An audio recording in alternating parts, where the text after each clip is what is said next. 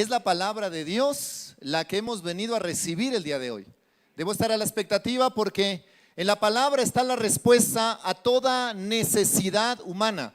La palabra de Dios tiene la clave para que el hombre pueda ser totalmente libre y totalmente transformado. Por la palabra fueron creados los cielos y la tierra. Dice que todo fue creado por Él y sin Él nada de lo que nosotros vemos hoy en día pudo haber sido creado. Así que si estamos aquí hoy es gracias a la palabra de Dios. Todo lo que nosotros vemos fue creado por ella y funcionamos si nosotros recibimos su dirección. ¿Cuántos creen que Dios va a hablar hoy, en esta noche, en el nombre de Jesús? La palabra tiene el poder creativo, el poder de crear. Por eso yo creo que mientras esté predicando la palabra de Dios, milagros pueden suceder. ¿Cuántos lo creen? Pero el mayor milagro es la transformación de la mente, la transformación del alma. Debemos ser transformados, debemos ser cambiados. Dios quiere transformar tu pensamiento el día de hoy. Cierra tus ojos ahí donde tú estás y dile: Padre, yo necesito una palabra tuya. Así como le dijo el centurión, una palabra tuya bastará para que mi siervo sane. Yo creo en eso, Señor, que una palabra tuya bastará, Dios, para que mi vida sea transformada. Señor, tal vez hay vacíos en cada corazón y solamente tú los puedes llenar en el nombre de Jesús. Tú tienes el poder para transformar vidas, para hacer milagros. Padre, yo creo en el poder de tu palabra. Yo creo en el poder, Señor Dios, de tu voz. Tu voz es como estruendo de muchas aguas, Señor. Y sé que para el reino de las tinieblas es caótico que tu palabra se mueva. Es caótico que tu palabra se manifieste. Porque hay libertad en tu palabra. Y podemos decir hoy en esta noche: escrito está. Escrito está que hay vida ahora. Escrito está que hay sanidad ahora, que es una noche de milagros. Escrito está que tú eres el mismo ayer, hoy y siempre. Escrito está que tú tienes las llaves de la muerte y del Hades y has vencido. Escrito está que la tumba está vacía y que tú resucitaste de entre los muertos. Escrito está que si creemos en Cristo, aunque estemos muertos, viviremos. Escrito está. Yo creo en el poder de la palabra hoy. Yo creo que hay libertad en el nombre de Jesús. Yo creo que hay vida ahora. Espíritu de Dios, quita todo distractor, Señor, y que podamos estar atentos a tu voz en el nombre de Jesús. Quita todo distractor, Padre, te lo pido. Gracias, Señor, en el nombre de Jesús. Amén y amén. Gloria a Dios.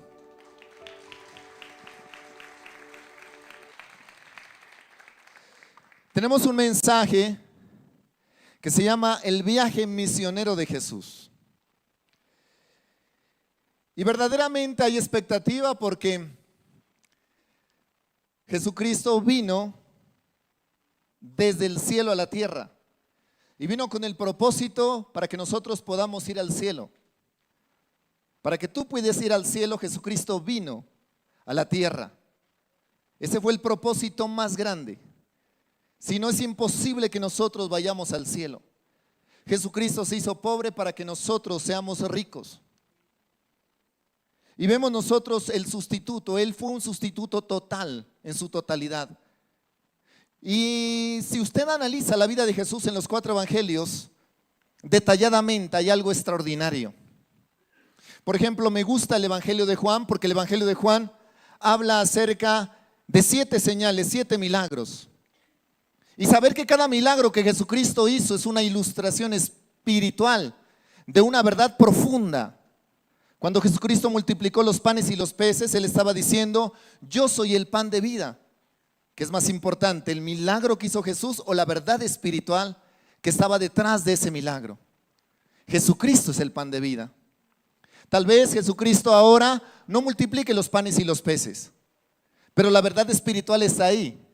Y eso es importante y ese es el propósito. Cuando Jesucristo resucitó a Lázaro, no solamente lo resucitó para mostrar que Él tiene el poder sobre la vida y sobre la muerte, sino para decir una verdad espiritual, que Él es la resurrección y la vida.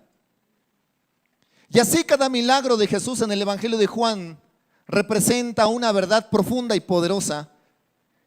También hay evangelios característicos, por ejemplo el Evangelio de Marcos. El Evangelio de Marcos es un evangelio dinámico de acción, donde se ve a Jesucristo cada milagro, aunque Marcos no fue un testigo ocular de los milagros de Jesús, pero cada milagro que se encuentra en el Evangelio de Marcos es de acción. Así que el viaje misionero de Jesús en acción es aquí, en Marcos 4. Y esa es una historia que nosotros hemos leído, pero vamos a analizar detalladamente y vamos a hablar de muchos temas, porque este capítulo 4 tiene demasiados temas. Por ejemplo, estuvieron en estos días hablando de la guerra espiritual y yo sé que a muchos nos gusta este tema. A todos los cristianos nos llama la atención la guerra espiritual. Y el viaje misionero de Jesús que Jesús realiza tiene mucha guerra espiritual, demasiada guerra espiritual. Y yo sé que hay muchas cosas que vamos a tratar que usted ya las conoce, pero vamos a analizar detalladamente. Vamos a Marcos capítulo 4, el versículo 35 en adelante. Recuerda, es el viaje misionero de Jesús. Jesús realiza un viaje misionero, uno solo, porque Jesucristo se la pasaba predicando, pero Él hace un solo viaje misionero.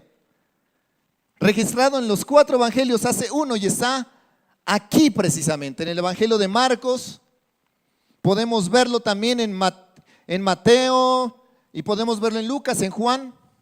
No lo vemos porque Juan está dedicado a mostrar la deidad de Jesucristo. Muy bien. Versículo 35 dice: aquel día cuando llegó la noche, les dijo: pasemos al otro lado. Y despidiendo a la multitud, le tomaron como estaba en la barca, y había también con él otras barcas. Pero se levantó una gran tempestad de viento y echaba las olas en la barca, de tal manera que ya se anegaba. Y él estaba en la popa durmiendo sobre un cabezal, y le despertaron y le dijeron: maestro, ¿no tienes cuidado que perecemos? Y levantándose reprendió al viento y dijo al mar: calla y enmudece. Y cesó el viento y se hizo grande bonanza. Versículo 40, y les dijo: ¿por qué estáis así amedrentados? ¿Cómo es que no tenéis fe?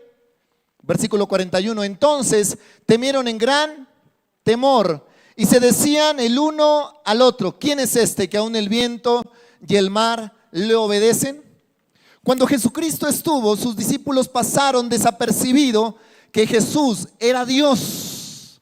Y esa es una realidad demasiadamente amplia. Jesús es Dios. ¿Cuántos dicen amén? Jesús es el que creó los cielos y la tierra. Hay muchas personas que tienen complicaciones en entender que Jesús es Dios. Jesús es el creador.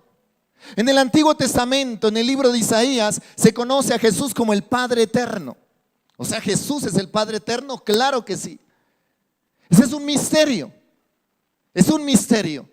Pero quiero decirle que los discípulos, aunque miraban a Jesús, siempre lo consideraron un maestro. Cuando Jesucristo resucita, ellos todavía tienen sus dudas. Por eso vemos a Tomás: si no meto la mano en el costado, no voy a creer. Fue en el Pentecostés, escúchelo bien, fue en el Pentecostés, cuando el Espíritu Santo se derramó, que vino la convicción a los discípulos de que Jesús es Dios. Por eso ellos menospreciaban esto. Aquí hay mucho que decir. En este pasaje, ellos van al otro lado, al lugar donde ellos van se llama Decápolis. ¿Qué significa Decápolis? 10 ciudades. Y no eran judías. Salió del entorno de Jerusalén, salió de Israel, salió a un lugar apartado llamado Decápolis. Eran 10 ciudades. Por eso es el viaje misionero de Jesús. Y Jesús sale, pero sus discípulos ven a Jesús como un maestro. Ellos no lo ven como Dios porque la barca verdaderamente estaba pasando por un peligro totalmente grave. Las olas estaban tirando la barca, ellos estaban desesperados. Tal vez nosotros pensamos que son aguas mansas, aguas tranquilas, pero no. Ellos están enfrentando un peligro demasiadamente grave. Las olas comienzan a golpear la barca, el viento comienza a soplar demasiadamente fuerte. El agua comienza a llenar la barca y comienza a hundirse. Jesús está durmiendo, pero no es un maestro el que está durmiendo, Dios está durmiendo. El que se encuentra en esa barca es Dios. Sin embargo, ellos lo despiertan. ¿No tienes cuidado que perecemos? Y hay algo, porque mientras él se dirige a Decápolis, no es el viento, no es el mar. La palabra de Dios dice que el príncipe de la potestad del aire se llama Satanás. Satanás era el dueño de ese lugar. Usted sabe muy bien que hay espíritus territoriales, pero el que está ahí no es un espíritu territorial, no es un demonio territorial, sino es el mismo Satanás. Es el príncipe de la potestad del aire, el que está impidiendo que ellos pasen al otro lado. Está impidiendo que ellos lleguen al otro lado, es Satanás mismo. Por eso cuando Jesucristo ve, porque Jesucristo estaba durmiendo y lo despertaron y Jesucristo se levanta normalmente porque él también estaba en semejanza humana y él se levanta normalmente. Me despertaron, estaba descansando, él tenía un ministerio continuo, sabíamos que se levantaba muy temprano a orar y por eso él se quedó dormido. ¿Usted no le parece tan extraordinario que el Dios que no se cansa ni desfallece con cansancio, un día se quedó dormido porque se limitó por amor? El Dios que creó los océanos, los mares, un día tuvo que pedir un vaso de agua porque tenía sed. Eso es extraordinario y lo hizo por amor. Estaba dormido, no se estaba haciendo el dormido, él estaba dormido y lo despertaron y él se levantó de mal genio. Eso no es pecado. Él estaba descansando y les dice: ¿cómo es que no tienen fe? Y reprendiendo, la palabra reprendiendo, ¿a quién? A Satanás. Por eso le dice: calla y enmudece. No le está hablando a la naturaleza, no es un milagro que tiene que ver con la naturaleza. No le está hablando al aire, no le está hablando a la tempestad. Él está diciendo: calla y enmudece, porque el que estaba ahí impidiendo ese viaje era Satanás. Nosotros muchas veces nos rendimos ante los problemas, ante las dificultades, y no nos damos cuenta que el que impide que llegue la bendición es Satanás. Y nos rendimos y aceptamos la realidad. ¿Qué tal si ellos deciden regresar? Porque eso era lo que quería Satanás. Que ellos regresaran o que ellos terminaran hundidos completamente. Pero ahí estaba Jesús diciendo: calla y enmudece. Eso debieron hacerlo los discípulos, por eso Jesús se enoja. Eso debieron hacerlo ellos. Y déjeme decirle, sin fe es imposible agradar a Dios. Usted también tiene la autoridad para hacerlo. Usted también tiene la autoridad para reprender al príncipe de la potestad del aire. Tenemos la autoridad en el nombre de Jesús de Nazaret. Hay bendiciones que no se van a lograr fácil. El diablo va a poner limitaciones, pero las bendiciones llegan cuando nosotros reconocemos quién está detrás, quién está impidiendo. Y cuando nosotros reprendemos y echamos fuera, calla y enmudece. Ellos se quedaron admirados nuevamente por el milagro, porque muchas personas siempre, en lugar de llegar a Jesús, siempre se quedan admirados con el milagro. ¿Cuántos vinieron hoy por un milagro? ¿Cuántos vinieron hoy por Jesús? Jesús es el propósito. Jesús es el propósito. Jesús les dijo a los que habían sido alimentados: yo soy el pan de vida, y ese día se desanimaron y se fueron. Ahí estaba Jesús. Es un viaje que se realiza, ya hay un impedimento. El que está impidiendo ese viaje es nada más y nada menos que Satanás. Desde ese momento ellos temieron con gran temor y decían uno al otro: ¿quién es este? Que aún el viento, ellos todavía no entienden, ellos creen que es un milagro sobre la naturaleza. como muchos de nosotros. Muchos de nosotros ignoramos las maquinaciones de Satanás. Y si nosotros lográramos ver el mundo espiritual, si nosotros pusiéramos cuidado a cómo ataca Satanás, cómo se mueve Satanás, conociéramos al enemigo a través de la Biblia, no a través de conceptos, ni a través de experiencias, sino a través de la Biblia. Porque experiencias hay muchas. Hay gente que dice que fue al cielo, hay otros que dicen que fueron al infierno y que en el infierno se encontraron con Michael Jackson, que se encontraron con el Papa Juan Pablo II. Y yo no creo en eso, yo le creo a la Biblia. Yo le creo a la Biblia. ¿Por qué no dice amén? Yo le creo a la Biblia. Yo le creo a la Biblia. Yo vine a predicar la palabra de Dios. Y te vengo a decir que Satanás es real.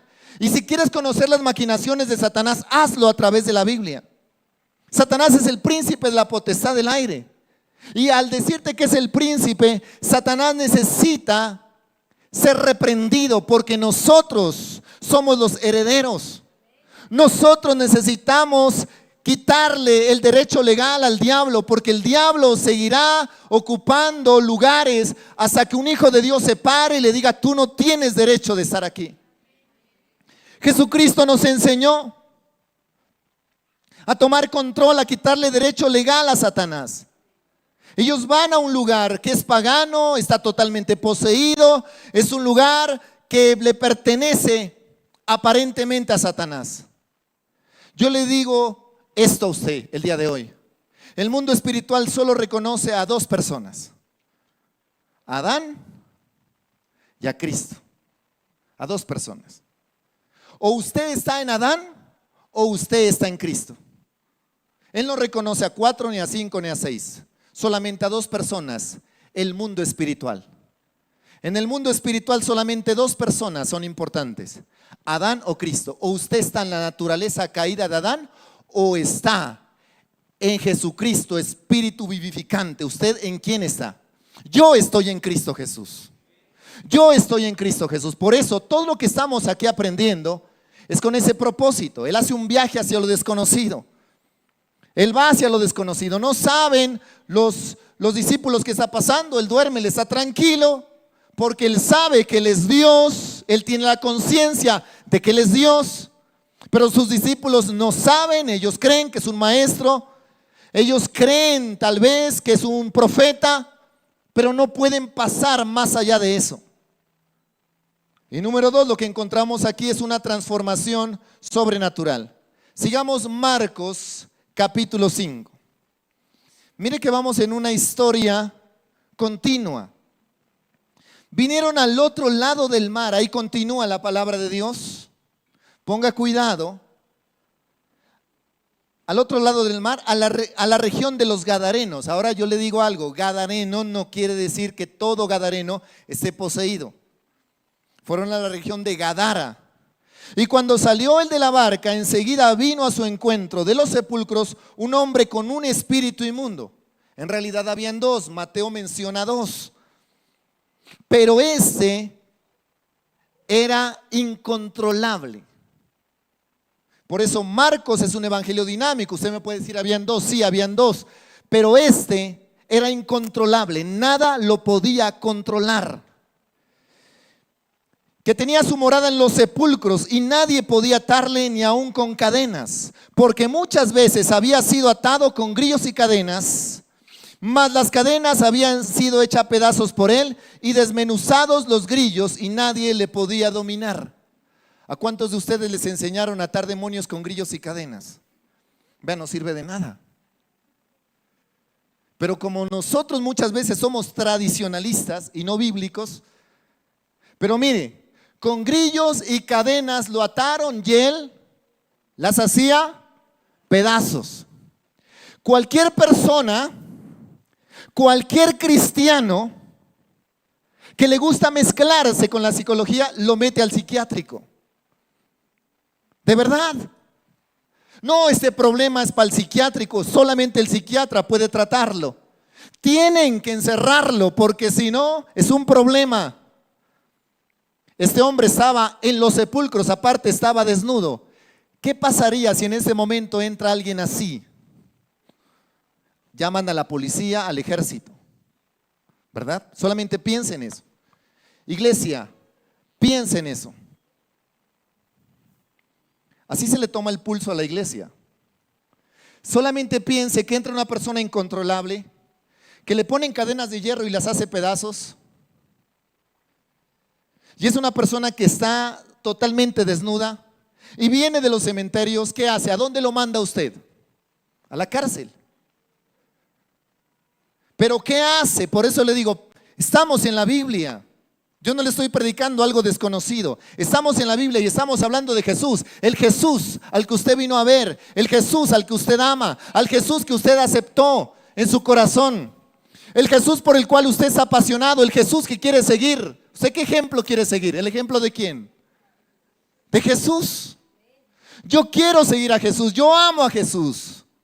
Yo soy cristiano por Jesús. Yo leo la Biblia por Jesús. ¿Por quién la lees tú? Entonces, mire lo que dice la palabra de Dios. Y siempre de día y de noche andaba dando voces en los montes y en los sepulcros, hiriéndose con piedras. Solamente piense, ¿qué haríamos nosotros como iglesia con un personaje de esta manera? Cuando vio pues a Jesús de lejos, corrió y se arrodilló ante él. El que se estaba arrodillando delante de él no era la persona en sí, porque estaba fuera de sí. Eran los demonios que tenían gobernado.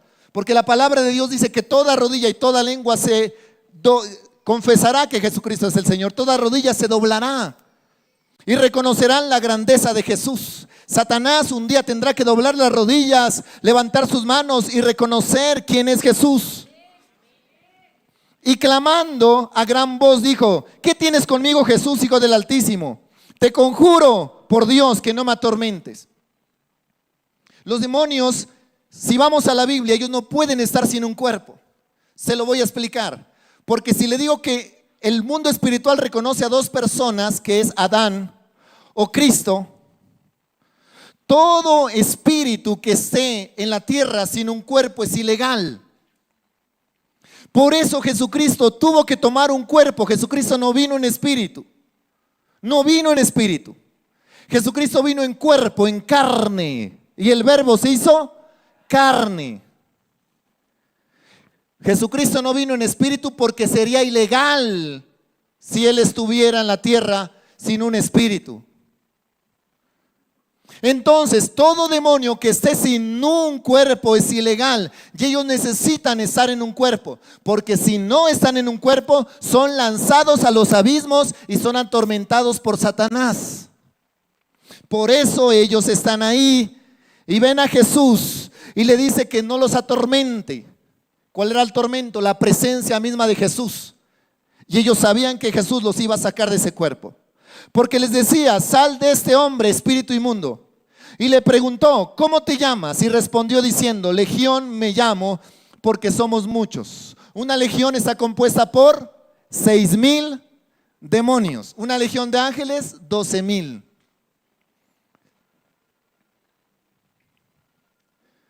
O sea, gracias a Dios, por cada demonio tenemos 2 ángeles a favor.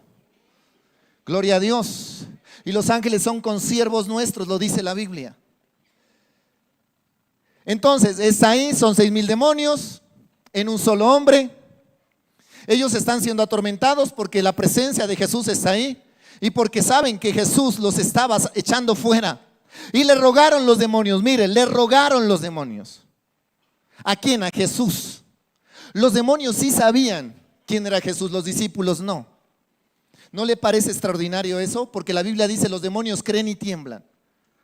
¿Usted sabía que Satanás tiembla más a Jesús que de lo que nosotros le temblamos a Él? Ellos sí sabían. Y muchas veces Jesús los tenía que callar porque le reconocían. Le reconocían. Jesús tenía que decirle silencio porque le reconocían. Versículo 13, y Jesús les dio permiso. Les dio permiso. Así como cuando Satanás le dice: por favor, déjame atacar a Job, y él le da permiso. Mire la autoridad de Jesús. Y saliendo, aquellos espíritus inmundos entraron en los cerdos, los cuales eran como 2,000, y el hato de cerdos se precipitó al mar por un despeñadero, y en el mar se ahogaron. Entonces si habían cerdos en ese lugar, sabemos que no era Israel, que era un lugar totalmente pagano. Y los que apacentaban los cerdos huyeron y dieron avisos en la ciudad y en los campos y salieron a ver qué era aquello que había sucedido. Porque cuando Jesús entra, pasa cantidad de cosas alrededor. La gente se asusta de lo que está pasando. Si usted hace una campaña, si usted está evangelizando, la gente se admira de eso. Lo mismo pasaba. Jesús solamente va, libera un endemoniado y se va. Mire lo que dice la palabra. Versículo 15, vienen a Jesús y ven al que había sido atormentado del demonio y que había tenido la legión sentado, vestido y en su juicio cabal, y tuvieron miedo. ¿Cómo lo encontraron? Sentado, vestido y en su juicio cabal. El que no lo podían atar, el que descontrolaba las calles, al que le tenían miedo, al que lo habían metido a la cárcel, estaba totalmente libre. Y uno tal vez dice, y esto termina ahí. Y les contaron lo que habían visto, cómo le había acontecido al que había tenido el demonio y lo de los cerdos. Y comenzaron a rogarle que se fuera de sus contornos. Y al entrar él en la barca, el que había estado endemoniado le rogaba que le dejase estar con él. Mas Jesús no se lo permitió, sino que le dijo, vete a tu casa, a los tuyos, y cuéntale cuán grandes cosas el Señor ha hecho contigo y cómo ha tenido misericordia de ti. Y dice la Biblia, y se fue y comenzó a publicar en Decápolis, en 10 ciudades, cuán grandes cosas había hecho Jesús con él, y todos se maravillaban. Hasta ahí uno dice, bien, liberó un endemoniado gadareno, y las cosas terminaron ahí. En realidad eran dos, pero este marcaba la diferencia. Este estaba totalmente poseído. 6,000 demonios estaban en él. La gente ve que está ocasionando pérdidas porque están perdiendo los cerdos, 2,000 cerdos. ¿Cuánto vale un cerdo? Haga la cuenta, son 2,000. Se perdieron 2,000 cerdos y le rogaban, por favor, Jesús, váyase de aquí. Por favor, váyase de aquí. Por favor, váyase de aquí. Así como cuando nosotros vamos a evangelizar y nos cierran la puerta. Por favor, váyase de este lugar. Y el que había sido libre le dijo, por favor, quiero que me hagas uno de tus discípulos. Él pudo haber perfectamente reemplazado a Judas. Por favor, quiero ser uno de tus discípulos. Pero Jesús no se lo permitió. Y dijo, vete y cuéntale todo lo que Dios ha hecho contigo. Número 3, desafiando las limitaciones. Marcos 8. Versículo 1, y seguimos en la misma historia. En aquellos días, versículo 1, como había una gran multitud y no tenían que comer, Jesús llamó a sus discípulos y les dijo, tengo compasión de la gente, porque ya hace 3 días, ¿cuántos días? 3 días que están conmigo y no tienen que comer. Usted apenas va a completar 2 horas y ya tiene sueño. 3 días. Y no tienen que comer. Y si los enviase en ayunas a sus casas, se desmayarían por el camino, pues algunos de ellos han venido ¿de dónde? De lejos. Sus discípulos le respondieron, ¿de dónde podrá alguien, nuevamente ellos siguen en su pensamiento humano, alguien saciar de pan a estos aquí en el desierto? Jesús antes ya había multiplicado los panes y los peces para darle de comer a 5,000. Esta era la segunda ocasión. Y ellos siguen con esa incredulidad. ¿Cuántos milagros Dios ha hecho contigo y tú sigues en la misma incredulidad? Tú sigues en la misma incredulidad, declarando enfermedad en lugar de declarar sanidad. Tú sigues con las mismas deudas. ¿Cuántas veces te ha predicado desde aquí que el Señor es tu proveedor y tú sigues todavía con ese mismo problema financiero, con ese mismo problema económico? Cantidad de veces. ¿Por qué? Porque haces los cálculos en tus fuerzas. Y en cada ecuación sacas a Jesús y lo haces en tu lógica, en tu razonamiento. ¿No te he dicho que si crees podrás ver la gloria de Dios? Siento que a muchos se les ha dicho y siguen aceptando la incredulidad, siguen conformes a la vida que llevan. Jehová Jireh, Jehová Rafa. ¿Cuántas veces se te ha dicho, ay, qué bonito nombre, Rafa? Y muchos tal vez lo tienen escrito en sus puertas, en sus paredes. Pero ¿cuándo se va a hacer una realidad en tu vida? No lo dejes en las paredes. Hazlo una realidad en tu cuerpo, en tus hijos. Él está dispuesto a transformar tu vida. Miramos nosotros aquí, versículo 5, Él les preguntó: ¿cuántos panes tenéis? Ellos dijeron 7. Entonces mandó a la multitud que se recostase en tierra, y tomando los 7 panes y habiendo dado gracias, los partió y dio a sus discípulos para que los pusiesen delante, y los pusieron delante de la multitud. Y tenían también unos pocos pececillos, y los bendijo y mandó que también los pusiesen delante. Y comieron y se saciaron y recogieron los pedazos que habían sobrado, 7 canastas. Y eran los que comieron, ¿cuántos? 4,000, y los despidió. Hasta ahí. Jesucristo hace un viaje. Llega Satanás, que es el príncipe de la potestad del aire, y le dice: aquí no pasas. Jesucristo le dice: calla y enmudece. Satanás se hace a un lado. Jesucristo llega. Hay un endemoniado que tiene 6,000 demonios. Está totalmente poseído. Nada lo puede atar. Nadie. Lo metieron al psicólogo a la cárcel y nada, ningún ejército lo podía. Jesucristo lo libera. Este hombre le dice: por favor, yo quiero ir contigo. Jesús le dice: no, vete y predica en Decápolis, 10 ciudades. Él predica en Decápolis, y aquí es la campaña evangelística del pastor que era el endemoniado gadareno, con todas las personas que se había ganado.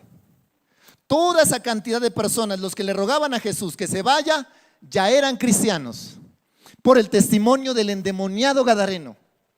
Jesucristo solamente liberó a una persona, y esa persona fue capaz de ganar y de conquistar y de impactar todo Decápolis, el endemoniado gadareno. Las personas que aparecen aquí son traídas por él. Los 4,000 los conquistó, los ganó el endemoniado gadareno, que ya estaba libre. Entonces, ¿qué te quiero decir? Una sola persona totalmente convertida puede hacer cosas extraordinarias. Tú no sabes lo que pasó en el mundo espiritual para que tú te convirtieras. Porque el endemoniado tenía 6,000 demonios. ¿Cuántos tenías tú? Tal vez la mitad, 3,000. Pero cada uno de nosotros era un desafío. Y aquí están personas que creen a Cristo y que pueden demostrar eso. Miramos a este hombre que fue libre, y este hombre tiene la fe más poderosa que los mismos discípulos. El apóstol Pedro, cuando le preguntaron: ¿tú eres seguidor de Jesús?, lo negó 3 veces. Este hombre lo predicó en 10 ciudades, en Decápolis, 10 ciudades. La Biblia dice Decápolis. Este hombre se fue predicando a 10 ciudades. ¿Cuántas ciudades has predicado tú a Cristo? ¿A cuántas personas les has predicado tú? Tú también estabas endemoniado, yo también estaba endemoniado. Y muchos demonios salieron de mí, y muchos demonios salieron de ti. ¿A cuántas personas les has predicado? ¿A cuántas personas has conquistado? ¿Sabes por qué no lo haces? Porque todavía no estás convencido de que Jesús es Dios. Porque todavía sigues creyendo que Jesús es un maestro, como los Hare Krishnas. Todavía crees que Jesús es un profeta, como los musulmanes. Todavía crees que Jesús es inferior a Dios, como los testigos de Jehová. Y por eso no tienes la certeza y la convicción de predicar y anunciar a Cristo como Dios. Te cuesta, te da pena, te da vergüenza. Pero vemos aquí un hombre que estaba totalmente poseído, y tal vez nadie le iba a creer por los antecedentes que este hombre tenía. Pero eso no le importó. Y Jesús dijo: este hombre tiene el potencial de conquistar 10 ciudades. No era necesario que Jesús se pasara predicando o haciendo un recorrido en cada ciudad. No era necesario. ¿Por qué? Porque Jesús sabía el potencial que estaba ahí. Jesús sabe el potencial que cada uno de nosotros tiene. Y todavía no hemos sido capaces de predicarle a nuestra propia familia. Todavía nos da vergüenza. En tu empresa nadie sabe que eres cristiano. En tu colegio menos, te da pena.